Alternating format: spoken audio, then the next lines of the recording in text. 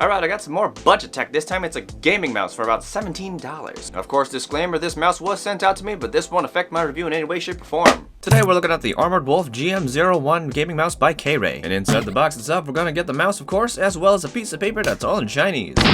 Taking a closer look at the mouse itself, it uses a standard rubber USB-A cable that's just over 6 feet long. The mouse is made of plastic like most mice, honestly, and feels solid. The shape is edgy and angular with a crystallic pattern and an S logo on bottom that I have no idea what it stands for. The mouse is ambidextrous in shape, but is technically only right-handed since the mouse buttons are on the left side only. The buttons are set so they can't be customized, so you get your left and right click, DPI up and down, scroll wheel and scroll wheel button, as well as mouse 5 and 4, which are also the forward and back button. The cable's unsleeved and non-removable, and interestingly, on bottom the mouse glides are actually made of metal. Because of this, the mouse will work best on cloth mouse mats, as the metal will more easily glide on them. I don't recommend using this mouse on a hard mat or on hard surfaces because it doesn't glide well.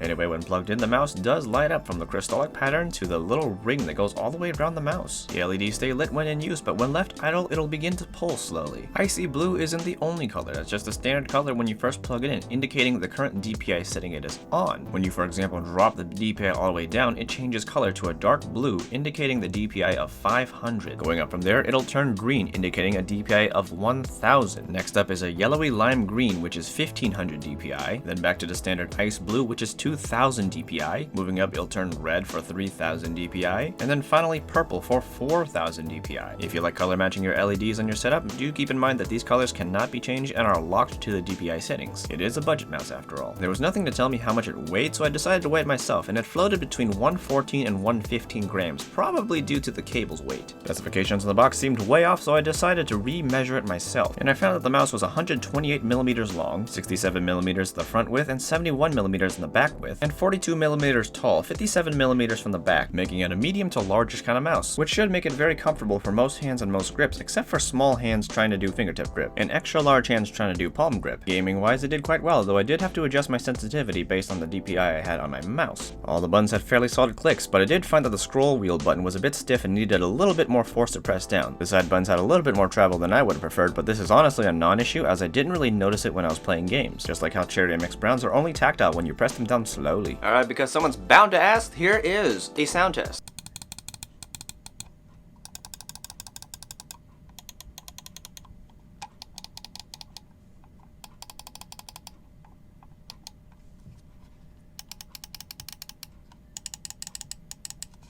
Alright, so my overall impression of this mouse is that it's actually pretty good, especially at its price of 17 bucks or $16.99. It covers all the basics of what a gaming mouse should have, a 1000 Hz polling rate, all the basic buttons including the 2 side buttons, and you have some control over your DPI, which is always good. I would have preferred more customizable controls for the DPI, as well as the RGB, but honestly, that isn't really needed when you're going this cheap for a gaming mouse, let's be honest here. That said, if you're on a tight budget and you only care about performance, you have no care for aesthetics, this is a pretty good mouse for you. But if you do care about aesthetics and matching your colors of your LEDs, this isn't the greatest choice in the world because you can't customize the LED colors at all. It's locked to your DPI settings. On the literal flip side, you are definitely going to need a cloth mouse mat. A hard mat won't do, and nor will a hard table. It's preferred that you use a cloth mat as standard. And luckily, the standard mouse mat is a cloth mouse mat. But if you're one of those people who don't use a mouse mat and you just use your bare wooden table, I recommend getting a mouse mat. Even a cheap one will do. Anyway, that's all I got today, and I hope this has helped you out. And I'll see you guys next time.